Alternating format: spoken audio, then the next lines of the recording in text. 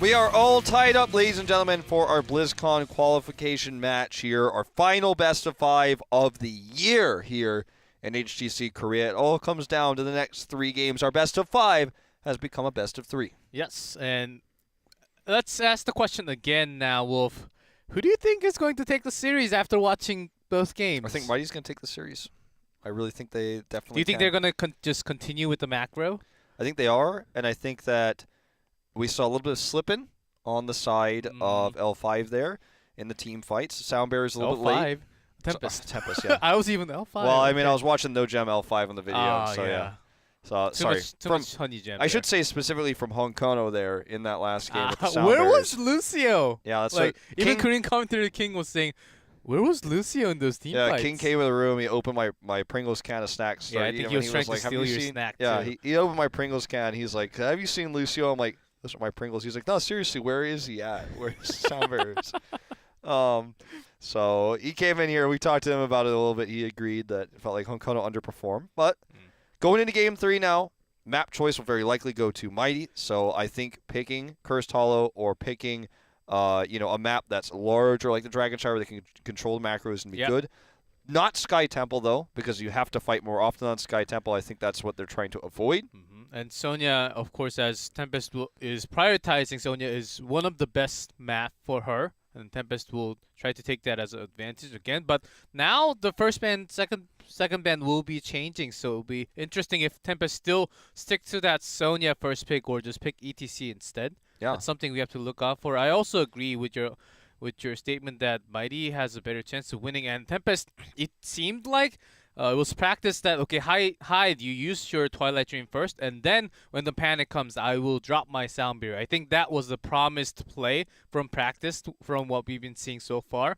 But when desperate time comes, you need to press that R button and save even Hyde when Hyde is in danger, you know? Yeah, Hyde was not saved in those last 2 team fights. After he Twilight Dreamed and then immediately ice blocked, there was no saving him after that. So that's my concern as well going into our final 3 games is will the supports be there, and also will Tempest change their draft to better cater towards this double global Dahaka Brightwing that we saw both games. We saw dominate. In fact, let me check. Mighty played it yesterday in 2 of their games. 1, 2. Dahaka Brightwing. Actually, the first game did not have the Dahaka. It was a Sonya game with the Brightwing, but Brightwing played of now 4 of their last 5, as we were talking about. Genji as well, 4 of the last 5. So feels like a trend. Feels like maybe, if you're Tempest here, maybe you ban the Genji, then take the Morales, for example, force them into an Ario pick where they have not been as strong. Well, Mighty has been just banning Tassadar instead and leave both open at the same time. And either one, I think Tempest will just pick Morales instead of Ario, depending on which map we'll be going into. With BOE already removed, I think we'll see a lot more Morales if it's not banned out from the beginning. I think Genji ban is actually a smart idea coming in. I think that's what they should do, because in terms of the double support Morales versus Ariel, I think Tempest has the upper hand, because that forces a comp that's more teamfight based, which they've been better at. Minus the exceptions in that last game where Sonya face checked and there were a few of the mistakes, but we're finally going to get the map. It is Dragon Shire, so this is the map choice of Mighty. So they are saying that we want to focus on what we have been doing, focus on the macro. Let's see what changes. We'll likely to see more changes coming out from Tempest side of the draft compared to Mighty. We already saw the battleground revealed. Dragon Shire, it seems like Mighty will just stick to their macro play. Maybe Tempest will be the one coming up with the plan B, having their macro play, picking Brightwing when they have the chance to do so. That is the potential plan here. Well, we're going to head into this one, and I mean, this is going to be kind of for all the marbles, if you will, because this is going to lead to a match point. It's also going to show whether Tempest can flex into a different comp, will change up their draft, or just continue to struggle against the globals. This map is somewhat similar to both types of maps. Like, it's not a channel map. It is in terms of the Dragon Knight only, but it's also partially an objective map where you have to fight over the objective to take it. For example, the top and bottom. Wave Clear will lead you to take one, but not both. So it's kind of a hybrid in the sense of channel versus controlling a zone in terms of objective. Like, that's why Cursed Hollow is saying was better for their comp, because they can poke and delay the tributes.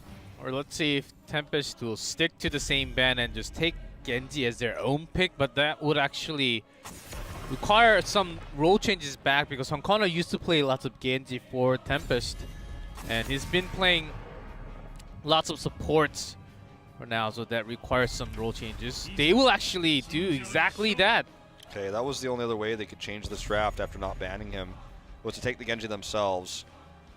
So yesterday, when we had Mighty up against Blossom, this actually was never done to them. There was the Genji ban we discussed, that was done to them, and that allowed them to take Vala Ariel. In this case, if Vala removed and Genji taken away, we don't know what Mighty will do. There's no history here to show us what will be drafted.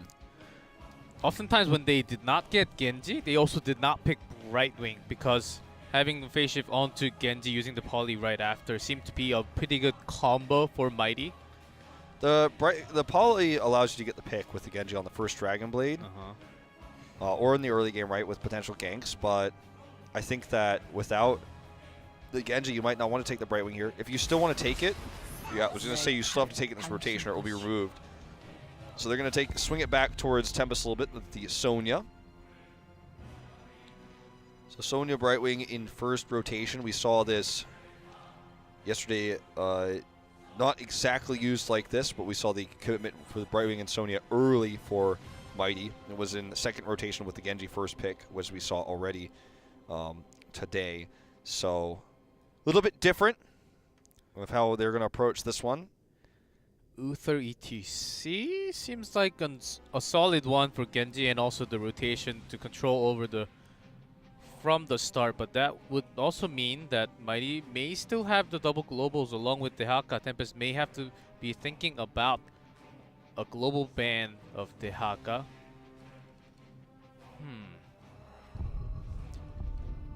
That would be alright from what we've been seeing, but because of Genji, I don't know who will be playing Genji, so I think they need to change some picks. Okay, well, Malthael coming through, doesn't feel like a lockdown hero to me. I think that lockdown will very likely be on the Genji based on this pick. And we'll probably have H82 on Malthael. Johanna will be played, of course, by Sign. If Honkono gets put on the Johanna, then I think everything is going to go to hell for their composition. Go back to Infernal Shrine. Sure. BOE was banned, so. See the Uther ban here because they didn't take it.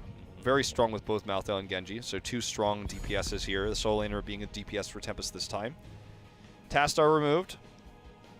Tyrael is an opportunity here if they want to empower the Sonya to kind of make it a solo laner DPS versus DPS in the longer team fights. Tyrael is so good against Malthael, so that's why the task ban is a little bit puzzling. I think Tyrael is a good option now because Malthael is on the board. Tyrael empowers the Sonya.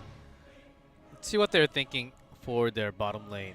Sonya will be top. Brightwing would likely just to clear mid and rotate around with phase shift. But maybe they will just go back to their old ones and have some Lunara damage, as Poison works so well against Genji. And having ranged, and seems like Tempest already picked up double DPS. Less likely we'll see a solo support with triple DPS coming from Tempest. So I think Lunara sticking to what they have been doing so well is a great option for Mighty. Let's see. Tyrael comes through. And it will be Rhaegar, so saving the DPS pick for last, which I think is going to become more commonplace as we've seen so much today. So Tyrael empowers the Sonya while also denying damage from Malthael. It's not what Tempest wanted. I think that the Tastar pick was never going to be the case with Brightwing. It doesn't give you enough healing if you do that. And so I think that was a mistake to not ban the Tyrael if they wanted to run this Malthael DPS top laner. So that is going to hurt for Tempest. What can they make it up with, though? We'll have to see those two supports come through. We've seen a lot of Malfurion. Malfurion Lucio did not succeed for them in the last game, but if they play better, I think it could certainly work. And Tide may be sticking with Malfurion once more because it is another sort of a diving comp on the other side. And his Twilight Dreaming has been alright, but maybe we'll see some change from Hankono's support pick, though. Cassia, so Triple double DPS? Yeah. Double range DPS, triple DPS with Malthael being the solo laner. Solo support. So whatever Mighty picks for DPS now, we'll have to remember that it will be double blinding. The Johanna Cassia synergy is very strong. So what will they pick? Will they try to make a mage work here because of the blinds? I don't think so. I'm pretty sure Mighty was thinking of some kind of Vala, Lunara, some kind of ranged assassin like Definitely. Cassia. Maybe they were thinking of Cassia on their own. I wonder if they can, can they try to make Gul'dan work here? Could work. I think that's the only mage they can take in this case. Otherwise, they might just have to stick with the Lunara, the Vala, but and just have to fight around the blinds. Risky. It's not a comfortable position. Very risky for Tempest. When the poly comes, even none of them, maybe Johanna can tank some damage, but Genji, even Cassia will get deleted, wrecked right there with so much damage. Malfurion healing is not burst, does not give any armor like Uther does. Gul'dan. There it is, the only mage they could have picked. So this is so strong against the blinds. They can ruin a lot of combos with the Horrify, which is essentially a ranged Twilight Dream in a lot of ways, it feels like. And they have protection for him with the Tyrael, the Brightwing. Sonya is going to have to do a lot of damage, though. The Sanctifications for Mighty, I think, are going to decide whether they live or they die when these fights come through, because if they're not placed correctly, Malthael, with this triple DPS comp coming out of Tempest, will do so much damage, especially against the tank line here. Tyrael so tanky, Sonya tanky, going to gain a lot of value. Malthael will, Rhaegar even, pretty tanky support. So guys, let's go into Dragonshire to find out which one of these teams is going to take match point.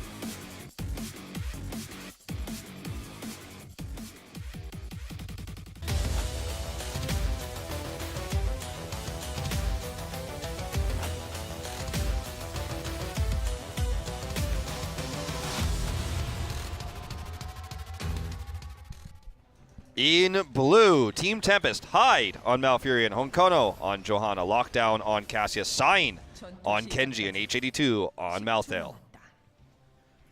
And in red, Mighty, Joker on Tyrael, BDG on Gul'dan, Good on Sonya, Nasang on Brightwing, and Magi on Rhaegar. Okay, so an odd position swap here for Sign to play the Genji. He said in several interviews this year that he only feels comfortable playing Tracer as DPS. This will not be the case in this game. Seems like this is what they were talking about, as you mentioned, very beginning of the broadcast. Sign going into DPS. Honkono sticking with the tank. Of course, Honkono's tank has lots of experience, so that's doable. But let's see the positioning of Sign. Okay, Lockdown is already nearly picked off. This is going to be the case in a lot of these fights when you fight in lane against a Gul'dan, also pre-10 for Malthael, where you just cannot do as much damage. So we're going to see the Malthael versus Sonya in the top lane now coming up. Nice dodge for Good. This actually will give him such flexibility in the lane beginning if he plays this correctly, especially with Magi rotating up. They're going to see the lane swap, which is basically required against Malthael in lane. Just can't win it otherwise. And in this past, Cassia did get a small buff. If you can call that a buff, I guess. But with the blind, you would do more extra damage, and your auto attack actually went up by 5. So if you call that a buff, yes. Sure. I mean, it certainly will matter. How much will it matter? We don't know yet. But Gul'dan, if he makes those kind of rotation when you do not see so many members of Tempest. So Gul'dan did a lot of damage in that rotation. He's actually going for a fell build, not Echoed Corruption on this map, which is surprising given how this is normally played in Korea, where you're trying to get that late game. But the damage that he did there to Genji, I wanted to highlight that, even though he died on his rotation back. Genji, even during deflection, will still get DOT stacks applied to him. So that's why even after the deflection wore off there, he was taking so much damage. So that's one of the other reasons why Gul'dan is picked here, similar to Lunara. The damage over time against Genji deflects. So very powerful in terms of that DPS. They have 3, though, that he will have to worry about. And 2 of them are dive. The third is a pseudo dive. A very powerful draft for Tempest. I feel like if Tempest had Uther instead of Malfurion, like, this draft could be devastating. Like, it could be even stronger than it already is. Okay, Good being dove upon here. They're going to try to switch this around with Magi. And Magi just finds himself in an awkward position on top. He's like, what do I do now? Heals back. Sonya as they're contesting 2v2 for now on top. And Gul'dan, after that death in the middle, he is rotating a little safer now. BG does get the second shot here onto Honkono. So weird to see Honkoto back on Johanna. It feels like it's been over a year since I've seen that. Ammo out here on the bot lane. Gul'dan's passive positioning now costing them a lot of damage on these towers, giving Tempest a lead. That and the kill, of course. Good positioning here to lock down and hide, dodging that fell damage coming out. Looks like this is going to be a pretty neutral early game. Camp's taking it at the exact same timing. Tempest and Mighty here.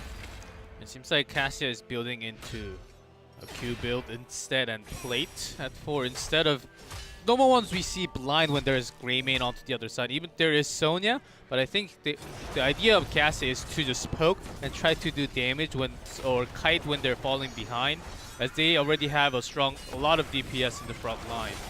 With all the damage H82 takes here, we'll actually be able to trade it back in force. Obviously does a lot of damage to this very tanky line of Mighty. This is actually going to be a pretty good trade for Mighty because they can actually get the wall, whereas this push should not get the fort itself. See, as you can see here, going to catch this experience up now. Fort getting low though, actually, and no one's coming down. They're staying all up here, so actually this is not going to be a good trade at the end of the day if they get that fort, which they nearly did. Finally, the rotation comes in here for Nasong.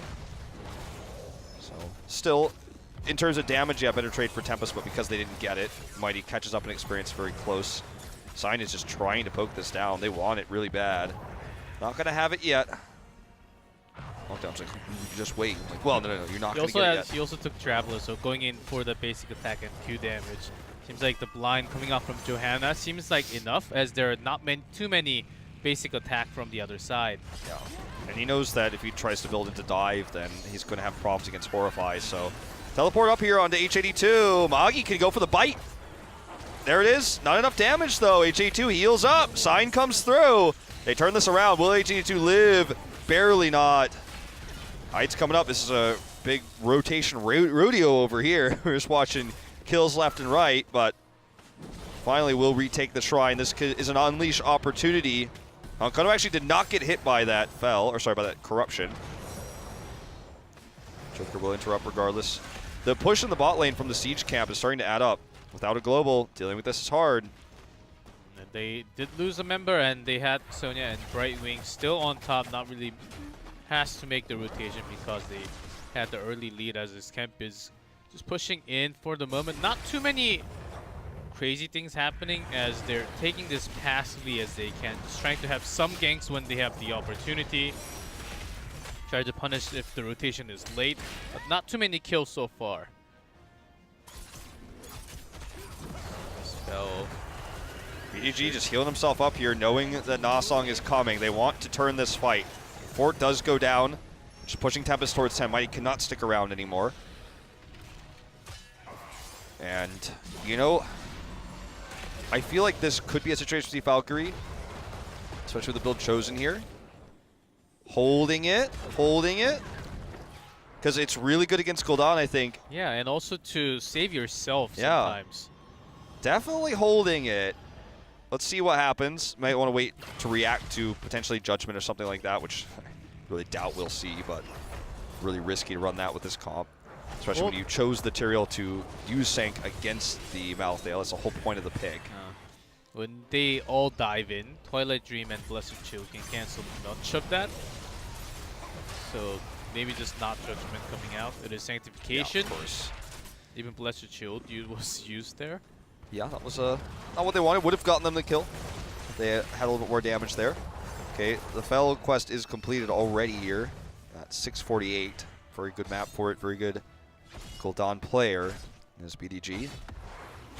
So this is just a passive game. 3 kills total. Looks like we're just going to wait and see Cassia hold on to this until the fight breaks out. She'll make the choice of the Lightning Ball or the Valkyrie as soon as that becomes a relevant game changer. Okay. Forces a teleport here. It's actually pretty successful out of Sign. Been pretty impressed with this Genji so far, honestly. Really been pretty on point. Playing passive, of course, not the only damage. So he had a lot more room to do free damage from the side. Well, let's see when the teamfight breaks in, the positioning of himself from the side or stopping the channeling from happening. There's your Pursuit of Flame UI popping up. Honkoto goes for the channel, is interrupted. Second one, though, won't really be so lucky. The Aldruins does commit. Sign is low. Let's have that long sustained healing coming out from Hyde now. His Twilight Dreams have been fantastic today, but the follow-up support is not here at all. Even like last time was Hongkong missing his sound bears, but this time he's the only support, so needs to be careful when these fights break out. Okay, BDG is committed to this. Might be a Horrify. Valkyrie is used. He does use it here. He's picked off. That's why you hold it. That's why you wait until the perfect moment. Sanctification interrupted as well here. They want to bait it out, then go for the longer fight with Tormented. It doesn't matter. H82 is going to channel the Dragon Knight. Good deflect here from Sign. Everybody lives on the side of Tempest. And Lockdown has been playing lots of mages, those skill shot landing on perfect target. He knew he was going around that wall, which is still alive in the top left. So he had to make the choice, or if he turned back even for a slight second, he would have died anyhow. So grabbing all to go down with that Valkyrie. Is it going to be just one pick now and making regrets later on? I don't think so. I think that's a lot more threat to go down, even a safety tool for himself to escape from a danger zone. Especially the build they've chosen, you know, building into the kind of the Q quest and the auto attacks, and you're always going to be in good position to threaten that, which forces Gul'dan to play more passive, which means he doesn't get as much damage done. And because he didn't take Echoed Corruption, which persists longer than his Pursuit of Flame Fell build does, sure, he gets a really short cooldown and a lot of damage. You can do a ton with the Fell, but it means that Cassia can get closer to him. Okay, here's another commitment. This time it's going to be Tamagi. Silence comes through. Nicely done. Two for two value. Connecting with the Twilight Dream. That was Brightwing had no chance of escaping that. It was caught off guard. And we do not see too many Valkyries. I believe this is the second one in HGC Korea. Yeah, in part 2 at least. I don't remember part 1, but I know that we saw one in part 2, so this is the second one in Korea here. We've seen it fail miserably as well. I think it was used by Raven, in fact, and it did not work well. But in this game, it looks incredible 2 for 2 success. If we see one more like this, then I think no matter what happens for the rest of the game, it's never going to be one of those picks like you were saying, like we've seen with Haymaker in the past, where it's like, or Judgment, where it's like, oh, I see why he did it. He got that initial pick, but for the rest of the game, he wishes he had the other one. In this case, I think with what we've seen twice now already from Lockdown, it's a pretty good bet. This is going to continue to do a lot for Tempest. They're 4 kills to 1 now. Sure, the Dragon Knight didn't do massive amounts of damage, but they're 2 forts up. And Mighty is in a struggling position to win team fights because they're always fighting a man down. They've always been picked by these Valkyries. BDG needs to lead the fights with Horrifies. Sank comes through, he needs to just walk forward and use Fell. That's why you chose Fell over Echoed Corruption, you have to imagine, because he can get into range to use those Fells because of the Sanctification. This is annoying to deal with. Sonya coming up as well to have to push that back. Because of those picks, because they were losing members consistently when they were about to make their macro back into the fight. Mighty's losing this macro when they were trying to actually have this Valkyrie cancel because of that wall right there, but still. Okay, Magi is surviving. Sonya and Gul'dan coming down. Gul'dan could have tried to go for the flank there, Horrify, but looks like they're very willing to just take the trade of no heroics versus the Valkyrie. Not a very long cooldown. Mighty is just panicking because of that single heroic from the other side. If that landed with some other CC silence, a stun, Rehgar would have been gone, man. Even drew out the global coming out from Brightwing, so I would say Tempest got what they wanted. They didn't get the kill, but this is enough. Okay, well, it's going to try to lead to an Unleash. Mighty is playing so passive because they don't have 16, but I don't think you can play passive like this. This Dragon Knight looks to walk towards bot perhaps here. That's what it looks like he's headed towards. Yeah, he wants to go directly to that keep wall. Keep wall already damaged. Oh no, the roots. He dodges it though. Horrify, panic Horrify. Not going to be what they want. That's 80 seconds of cooldown. They got to wait. Sign nearly goes down off screen. I don't know what happened, but I guess it won't matter since he survived. Probably just a poison spear into Rehgar bites there. Kicks come through. Uh-oh. Does have nice dodge. Misses this time, but the Blessed Shield brings out the CC. Maybe enough damage. The Ancestral lands on the BDG, so he will survive. Hyper carry Gul'dan, man. I guess it's real. Sonya's coming from the side to flank into Hyde. Misses Good a spear. hit. Nice hit though, coming through there. And that was actually so necessary to get that pick onto Genji. Hyde will be the next one to fall, and an overextension again here from Tempest, punished by Mighty. HA2 is just going to get the last few seconds of this Dragon Knight into as much experience as he can.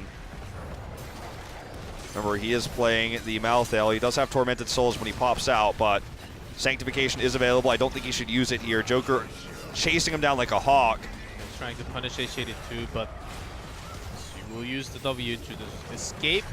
That was an aggressive move by Tempest. They should have realized the Sonya coming down from the side. And the big tool was because they used lots of tools when they tried to get picked up, like the Silence was not available for that team fight. Lots of tools were already on cooldown. Like Sign was very low right before, so no Genji for the entire fight. Mighty made the right decision to come back into the fight, and I think they just did what they wanted. They're starting their own macro now with the camp, starting with that and continuing with the global. They had to catch some EXP still a whole level apart, but this is a chance for them now. Yep, Honkono just finished Regen Master, so that's a nice another tool they're going to have that's going to keep his really big power spike appetite satiated until he gets that indestructible in 2 levels time. Honkono is the target here with this camp pushing. Everyone has already been spotted bot, so I actually like this from Mighty to commit to this. I don't know if anyone's getting out of here. I think Honkono dies. Okay, let's see. Everyone's rotating up very slowly. They do have, again, Tormented Souls. Honkono does die, though. Too late. And look at the Horrify! Catch Tormented Souls if you're horrified. Does pop it here on the retreat only. Dragon Blade comes in alone. Sank is going to help to mitigate a lot of this damage, but I think Mighty should consider turning tail. They are in blue side territory right now between this keep, or rather this fort, and the camp. Like the retreat here. It's always the thing on Dragon Tide. If you're alone at top, even if you're Johanna, maybe Honkono thought, as I'm a Johanna, I still have my Iron Skin. Maybe I'll survive, but when there's a poly, that was when the massive damage was put into Johanna. Could not really go in. Very uncoordinated fight. I guess the retreat from Tempest. Sign went in for the damage. He almost died. Yeah, that would have Twilight Dream right after to save Sign. All the tools are already used when Mighty still has that Ancestral available. Yeah, if that had been a kill onto Genji, like on the Sign, yeah, it would have been disastrous to say the least. Still, Mighty didn't get as much as they would have liked. They got the fort, but the respawn comes through for Honkono. They're not going to be able to turn this into an Unleash. But taking this, I think, is a bit crazy for Tempest. Yeah, HA2 will back off, knowing those heroics are still on cooldown. Brightwing can't even really soak safely, so they're not getting much from the global in the top lane. Might just want to try to sneak teleport in and try to fight this to get the Unleash. Okay, actually just going to run up towards mid right now. Good, not going to be the best target for this. They have the minion wave here. Nasong's just baiting this. Blessed Shield, or sorry, Glare there used. Lockdown will take this back in the bot lane. For now, Tempest is playing safely because they do not have Dragon Blade. Tormented Soul will be back online. Okay, 19 to 18, small scaling advantage here. Can mean a huge difference with Malthael, though, the hit points. So they're trying to just delay buy time as they still have the Sunshine up on top. Nasong still pushing into the top lane. Genji will have to go deal with that as they also want to hit 20 very soon. See if he just teleports in as soon as he sees the Genji. Nope. We'll just take the long way. Might not actually have phase shift because he just used it a little while ago. I think by the time Mighty has the control onto both Shrine, maybe Tempest will be close to 20. Let's see, they can still delay. There are lots of tools that can delay the channeling. Okay, this is not a good place for Honkono to be. Emerald Wind pushes him out. There's the Horrify. He is caught, taken out here. And HA2 is doing a lot of damage. Sign's coming in as well. All the DPS on the side of Tempest. Will it be enough if they don't have the front lines? Ancestral goes off. Again, Moggy saves BDG, but Sign is looking for the kill. Doesn't get it here. He doesn't get the kill. Moggy survives. Pauly saves him again. The Mercs might kill him. It looks like they will. But this is still a one fight for Mighty. 3 kills for 1. And finally, they will get their first Unleash of the Dragon Knight. Tempest get 20, but they're wiped out. Honkono's initial positioning getting so much damage was the problem, but that Poison Spear to stop Twilight Dream. I pressed that R button, but it was not even on cooldown because that Poison Spear landed at the perfect moment onto Malfurion. That could have been a teamfight changing moment somewhat, or not losing too many members as they lost 3 in that teamfight. Yeah, now look at what they can accomplish with this. They're going to get both forts. They're going to take a massive scaling lead from this. They're going to get the level 21 advantage. And they should be, with the time left on the Dragon Knight and the 17-minute scaling, be able to get a keep wall, possibly even this keep. Respawns are coming in. Twilight Dream, as you say, wasn't used, which is a problem, but at least they still have it now. That's one thing to say. Ice Block should be available as well. Let's see if they can get this keep, as Dragon Knight 17 minute can be deadly. Mighty has such weak poke, such weak siege that I like their decision to retreat here. Sank's up in 10. Valkyrie, no Sank for 10 seconds, make it 5. Okay, we do see the Twilight Dream committed to here. Sadly, not going to be what they wanted. Too slow. He needs to channel that bolt Twilight Dream as it is reworked. Yeah. And that was way too late. So that was a good try, I guess. Gul'dan went harded back home, so that was a 4v5. Could not really punish anyone for the chase. So they got the 21. It's not as much as they would have liked to have it faster for Tempest here. Didn't even get to use it there, so didn't get that keep. But they got all the forts removed, all the advantages they had against them, or sorry, all the disadvantages I should say. Advantages against them is probably just a dumb way of saying disadvantages. Disadvantages they had have now kind of been nullified. They have an open keep that they could, if they get the next Dragon Knight with, crush with to get a massive lead in terms of catapults. Oh, but sanctification is dropped and used already. Valkyrie misses. Nice juke fly Joker, but still dropping a Sank for another 90 seconds into this game. Yeah, especially with Tormented Souls available, that's really rough. But again, Mighty doesn't have that much poke, so now that the Siege Giant's cleaned up, they need to kind of just play passively, honestly, or things like this will happen to them. So the next fight. This game is giving me chills. Mighty's trying to open their window into their first abroad tournament, which is the biggest one, BlizzCon here. Yeah. This will be their first time traveling internationally as a team that was formed in late 2015. Had an international event list 2016, 2017 was just the same. But finally, this could be their moment. Playing so safe right now, knowing they don't have Sank and knowing they have the camp pressure, they're just simply not going to give Tempest any opportunities here. Both teams feeling that pressure. We can just tell by their positioning how they're rotating around the map. But we took the top one. Tempest is trying to punish the rotation, but Mighty will safely move in together because a single kill can just be the game. Oh man, remember last time the Sonya face check? I want to repeat this on the Towers of Doom success. Tempest is going to wait too. Is somebody going to wait until a better opportunity arises? The problem is Tempest waiting means that backdoors can happen, the pressure coming out from globals can happen, the Brightwing global I mean specifically. Whereas Tempest can't really do anything while they wait. They don't have any global heroes to pressure lanes. They just have to focus on one, not split. And that will buy enough time, but they do need to make a winning move as either team does not have any keep. We don't, and we don't see moves like this outside of China, really. Like, China is the region where on this map you see games that are just like, no, you attack me first, and everyone sits back, arms akimbo, you know, like, oh, I'm not going over there. You attack first. And in comps where neither team has a split pusher, the games can go super long, but in this case, you know, Brightwing is the only one who can split push. He's actually just hiding top.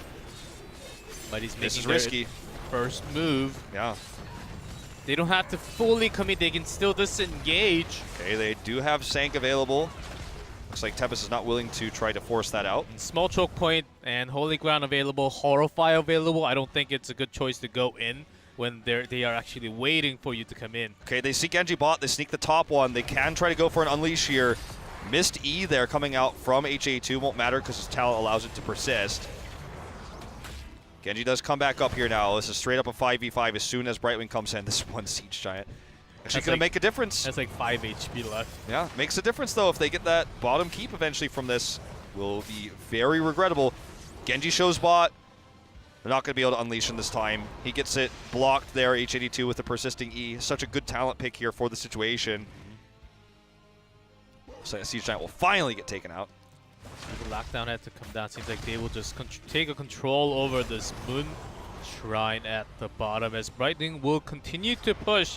Even Brightwing, because if Brightwing gets picked off, basically they will not have a global for, I guess, what's the death timer now? Like 70 seconds? Maybe even more? It's probably about 65 right now. So she's not really like pushing into the keep wall. I believe the keep wall is still there because she has been just super safe about the global play. They also don't have vision. so there's just no reason to risk it. Gonna get this cap. We'll lose the neutral knight cap, but they have the full keep wall up. Siege Giant's even gonna buy time and give vision, so Brightwing knows now she can push because they have vision of all 5 and then go for the flank. Looks like she wants to just hide right now, though. Like, what she's been doing is just hiding so that Tempest doesn't know exactly when she's going to teleport in necessarily. And it's just going to come up here top. Still, they don't know that she's there, so she's hiding. I say she, but, you know, whatever gender Brightwing is. Brightwing's hiding up there so that they can push this through with a night cap. Suddenly, she shows herself, right? And that's when up here, Nasong is just like, oh, you didn't think I was up here, but now that it really matters, you don't have any way of coming back here. Dismounts are going to be dropped down from Mighty. It looks like Honkono is able to get out before everybody else. Nice macro control. They got some scratches on the tower. Not to the keep. The Joker may get punished alone. I think he wants to bait this. He's got Sank. Okay, Horrify comes through, but not enough. Not much follow-up. Brightwing joins the fight, and Sonya comes from the side. But Mighty needs to get out of here. Mighty needs to get out of here. You do not want to take this fight without the Horrify. As you're pushing the top lane anyhow, you don't have to be committing all in here. As this camp will do their job for them. As they still control the top one, Tempest cannot unleash the Dragon Knight anyhow. So they made every right decision. They're taking down scratches after scratches on that top keep. Going to be difficult to kill Honkono with the Indestructible here. I don't think trying to pick him off this time is going to be reasonable. Uh-oh, Joker's caught. Might have to Sank. He's definitely going to have to Sank here. Blessed Shield. Stun. Oh, he had 1 second to do it, but it was just not enough time. And that's dead Tyrael. Tempest looking for that late game Dragon Knight now. They need to squat that bottom shrine. They need to send everybody down there right now. That's exactly what they're doing. They have to take the safe path, though. Rhaegar is going to be the one who comes down. Opportunity here, though. I don't think they can stop this in time. They're just going to give it. I think it will be a keep for sure. Maybe they want to go in even more because this is a 25-minute Dragon Knight. Oh, this should be game if they don't lose anybody. At least Brightwing wants to go all the way in and trade for a keep. But Brightwing may have to come as soon as possible. Remember, Mighty has very little siege. We talked about this comp. They don't have Echoed Corruption, so the fell damage is all they have in terms of poke. Unless Brightwing is here. She comes back now. She's got the Arcane Flares, but look at how quickly this keep falls. Dragon Blade already committed to here. HA2 just wants to be ignored as he wails on this core. Is going to be pushed away here now by the Emerald Wind. Sinus is maintaining this Dragon Blade. Horrify comes through onto the Dragon Knight. Not going to last very long. That's a kill on the Genji. With the Polymorph on the Genji. Nicely done, but this Dragon Knight is doing so much Indestructible damage. as well. I don't know if they can stop this. They are trying their damnedest. HA2 will be knocked out here. Sank is dropped, but it's not enough. Tempest will force their way into match point with that pick onto Tyrael. That's all they needed. Look at Honkono. He's like, oh gosh, that was a crazy game. That took long, and that was crazy. Such passive play to both teams, but it's a pick like that in the late game that opens everything up. Without moments like that, the game goes on forever. And BDG laughing last time after his Genji carry is now hands over mouth. Not a happy moment here for Mighty and their fans. It was as close as until 25-minute Joker losing its life. I guess not using the Sanctification, or either way, just using the Sanctification or costing him his own life was close to game ending because they would have got the Dragon Knight anyhow. So either way, it was after that moment, that crucial mistake. We end up seeing some crazy mistakes happening, like Towers of Doom, lockdown face check into a bush at the very end, which costed the game. Tyrael just being out of position, getting grabbed by a lot of the CC, costing them the game. It seems like the focus on each player in the team is costing them the game. So I think practice, having that endurance is the key to today's series. Yeah, very well done overall there in the late game. The endurance, the experience showing through for Tempest. Now they'll have map picks. So as we go into Game 4 and potentially Game 5, Mighty will never get the map pick unless they win this next map. So let's see how this all pans out, man. It's been a pretty tense series, and every game has been close. All of them. Infernal Shrines was the toughest one for Mighty, but they made the early game look really good for them. They dominated the early game, failed after team fighting. But going into Game 4, I think you want to avoid big maps. I think you might even want to go Tomb of the Spider Queen here if you're Tempest. Yeah, that's one of the easier macro control map as they have been leading in wave clear and pushing into the fort. Maybe they are considering. I think BO, thinking of it now even more, Battlefield of Eternity ban from Mighty was the perfect choice for the Certainly series. was. Braxis, I suppose, is also an option. I guess War. No, or sorry, not okay. Braxis, Warhead. Yeah. But For Tempest, I don't think so. No, I they don't think wouldn't they want to pick go that. into a big map. Unless So- they want to take Brightwing for themselves and change this a little bit. Sure. I think that you probably just want to. I think you probably want to go to Tomb here. Mm-hmm. Other options. Let's just forget about the Warhead. For some reason, I had Warhead on my paper. I was thinking about Braxis being available. It's the opposite. Opposite is the case.